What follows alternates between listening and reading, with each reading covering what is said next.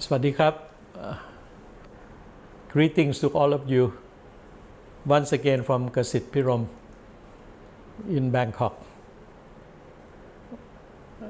This time I would like to talk a bit about the history of the constitutional law of Thailand, because just a few days ago, on the 10th of December, it was a national holiday in celebration and in commemoration of the first constitution document of Thailand, which was signed by His Majesty King Prachadipok Rama VII of the Kingdom of Thailand, and it was promulgated on the same day, the 10th of December, to mark the beginning of a rule-based society, the Kingdom of Thailand, where every citizen is equal before the law and is protected by the law without discrimination.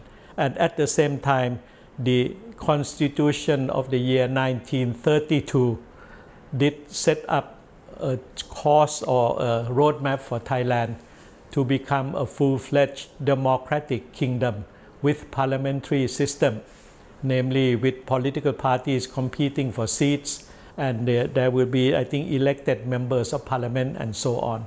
So that direction was set up in 1932, and it also marked the end of the feudalistic nature of the Kingdom of Thailand, which has been, I think, lasting for 6-7 centuries and so on. So the year 1932 marked the end of the past and the beginning of a modern Thailand, or somewhat of the, I think, the beginning of the Kingdom of Thailand on the way to the road of modernity, of modernization and so on, that we became a rule-based society, and no longer the laws and the decision, the regulations only belong to one particular person, namely the absolute monarch, or the lesser nobles, and I think the rulers of the various townships, principalities all over the kingdom, where each one of them acted like a petty absolute monarch in their territory or, I think, area of jurisdiction and so on. But the 10th of December 1932 set the new beginning for Thailand as a modern society, a rule-based society with, I think, democratic setup. And I think for the past 89 years, that aspiration, the target set in 1932, is still on course. We have not, as a country, as a kingdom, been able to complete the process of democratization of Thailand. We have not become a full-fledged democratic society like our neighbors, such as Taiwan, South Korea, Japan, Australia, New Zealand, and I think close by, I think even Malaysia or Indonesia are much more advanced democratic society than Thailand.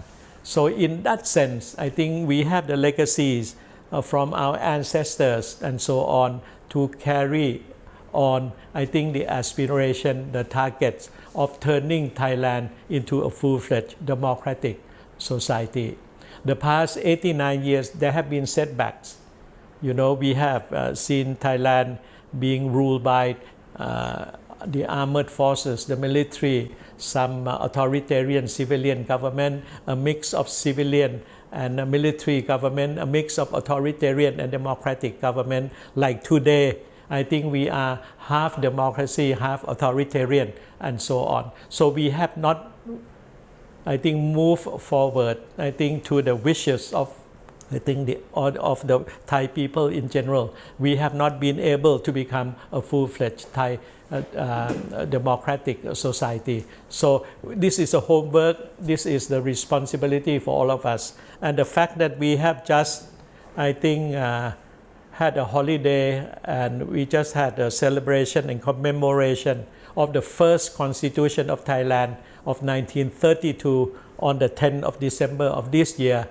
I think it's also appropriate for us to keep on reminding ourselves of the unfinished responsibility or task of the Kingdom of Thailand. So in that sense, I think the Thai people would still have to keep on moving forward to make the transformation of Thailand from a semi-authoritarian, semi-feudalistic and so on into a full-fledged democratic society. And at the same time, of course, we would be more than happy to welcome the support and the encouragement from our international community friends and so on.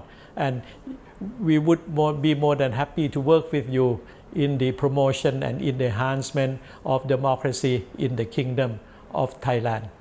And I think without becoming a full-fledged democratic country, I think it will have negative repercussions on other, development activities of Thailand, social, economic, and so on. We still have the problem of inequality, of the gaps in wealth, of income, and so on. This is precisely, we have not been able to turn the country into a democratic one, and the fact that most of the 80 years of Thai contemporary or modern history, we were ruled mostly by authoritarian regimes. And with that authoritarian regimes, I think the transparency, the governance, the check and balance have not been able to move full force or to play the full role. And that hinders not only the democratization process, but I think that hinders also the good governance, the transparency, the accountability, and the participatory nature of the Thai society. And I think we have to do this, in unison and with, with inspiration and with determination.